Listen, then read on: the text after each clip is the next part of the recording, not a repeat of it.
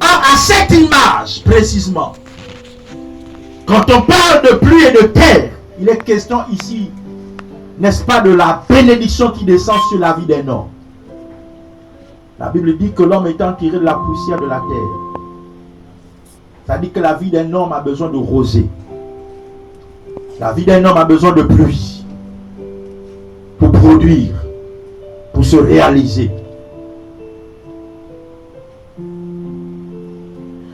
Et tout comme la terre, étant privée de pluie, peut manifester un certain nombre de carences, ainsi l'homme privé de grâce, de bénédiction, de pluie,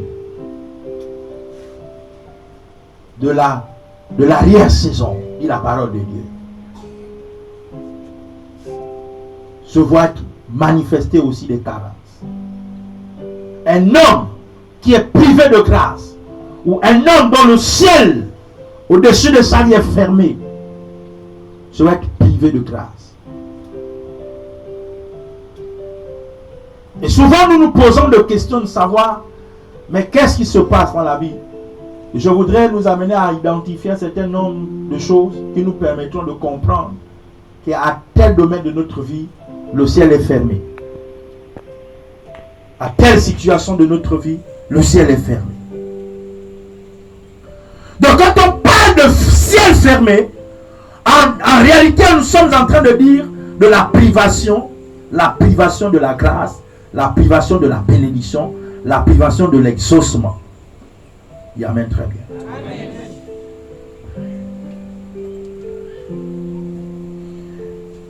Et la Bible nous enseigne clairement que lorsque Salomon adresse la prière, il dit quand le ciel sera fermé et qu'il n'y aura point de pluie, il donne la raison à cause de leur péché contre toi. Dans ce texte, on nous montre que la multitude de péchés peut nous amener à voir le ciel fermé. Alléluia. Amen.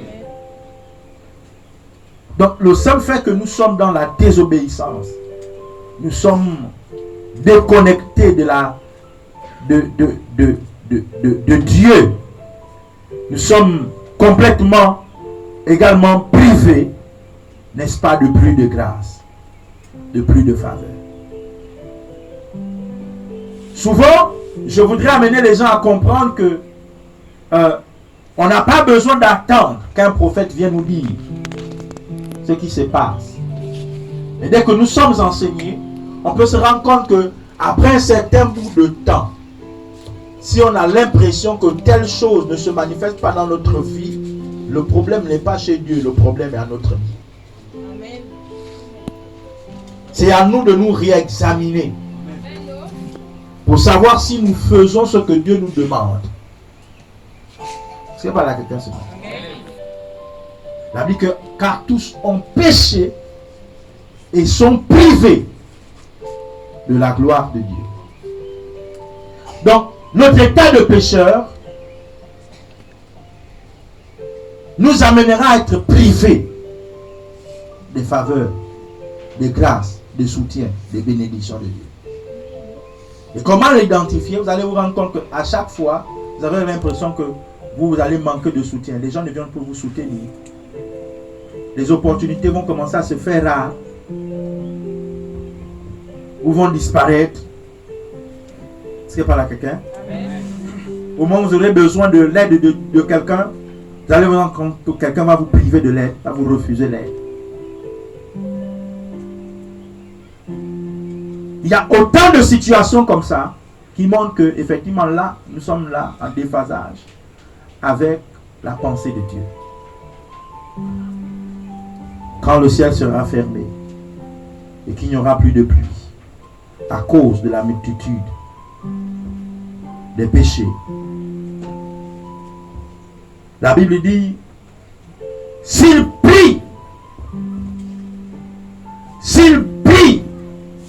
dans ce lieu et rend gloire à ton nom, et s'ils se détournent de leurs péchés, Alléluia. Le verset 36 dit, exauce-les des cieux. Exauce-les des cieux. Pardonne le péché de tes serviteurs et de ton peuple d'Israël, à qui tu enseigneras la bonne voie dans laquelle ils doivent marcher, et fais venir la pluie sur la terre que tu as donnée en héritage à ton peuple. Fais venir la pluie. Donc la privation est due à quoi? À l'offense, à la transgression, au manque d'application des ordonnances du Seigneur.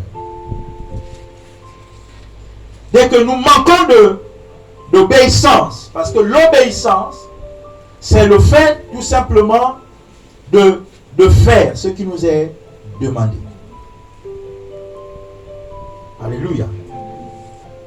Pour ceux qui sont sur la page Facebook, ils ont vu que j'ai publié une vidéo d'une petite fille qui nous enseigne ce que c'est l'obéissance en français facile. Alléluia. Se faire seulement ce qu'on nous a demandé de faire. Alléluia. C'est obéir aux recommandations qui nous ont été données. Et on peut être privé par plusieurs manières. Parce que, j'ai déjà enseigné ici, Dieu se fait toujours représenter sur la terre par des autorités établies dans notre vie. Nous avons parlé des autorités parentales. Alléluia. Amen. Nous avons également parlé des autorités spirituelles. Amen. Amen. Ce sont des autorités que Dieu met sur nous, au travers desquelles il veut relâcher la bénédiction. Une bénédiction ne se déclenche pas comme ça là dans le vent. Il faut une autorité pour la déclencher. Et pour qu'elle soit déclenchée, on a besoin d'écouter et de se soumettre. Alléluia. D'écouter et de se soumettre à la direction de l'autorité. Ici, dans ce texte, la Bible dit dans le livre de Jacques, Élie étant un homme de la même nature que nous, il pria avec instance. Ce que je voudrais ce soir nous amener à comprendre, c'est que effectivement dans le texte que nous avons lu tout à l'heure, alléluia, dans ce texte de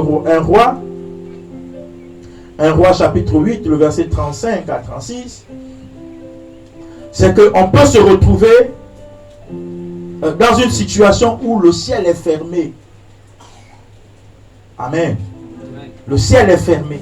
Quand le ciel est fermé, il n'y a plus de victoire. Quand le ciel est fermé, il n'y a plus de progrès. Quand le ciel est fermé, il n'y a plus d'avancée. Quand le ciel est fermé, il n'y a plus, n'est-ce pas, de réalisation de projets. Quand le ciel est fermé, n'est-ce pas, il n'y a plus de soutien.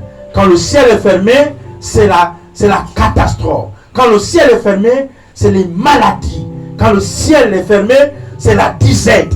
Quand le ciel est fermé, c'est le chômage aigu.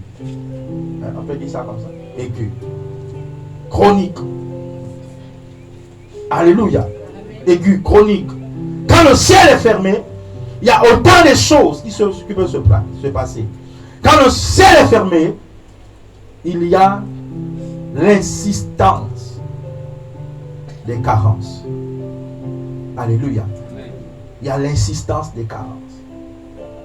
Maintenant, nous comprenons et nous savons déjà que le ciel peut se fermer par désobéissance. Alléluia. Le ciel peut se fermer par désobéissance. C'est parce que je suis dans la désobéissance que le ciel se ferme. Alléluia. La désobéissance peut être traduite par plusieurs actions. Alléluia. Par plusieurs actions.